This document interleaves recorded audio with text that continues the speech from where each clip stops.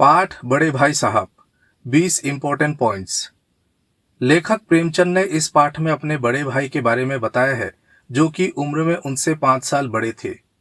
2 number, लेखक और उनके बड़े भाई हॉस्टल में रहकर पढ़ाई करते थे। 3 नंबर, उनकी पढ़ाई का खर्चा उनके दादाजी उठाते थे। 4 नंबर, लेखक की उम्र 9 साल थी और उनके भाई 14 साल के थे।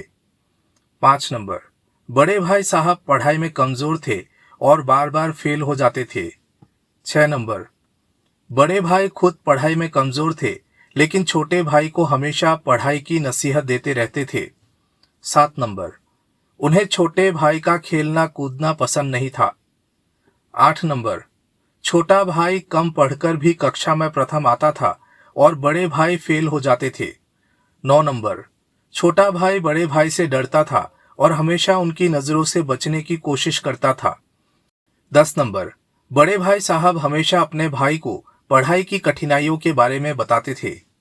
11 नंबर, वह गणित, इतिहास, अंग्रेजी आदि विषयों की कठिनाइयों के बारे में बताते थे। 12, उनका मानना था कि निबंध लेखन जैसे कार्य बेकार है। 13, छोटा भाई टाइम टेबल बना लेता था लेकिन उसे अमल नहीं कर पाता था। 14, वह बार बार खेलने कूदने के लिए बाहर निकल जाता था। 15, बड़े भाई ने अपने भाई को घमंड न करने की सलाह दी।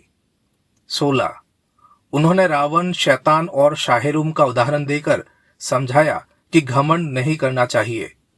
17, बड़े भाई ने छोटे भाई को अनुभव का महत्व समझाया।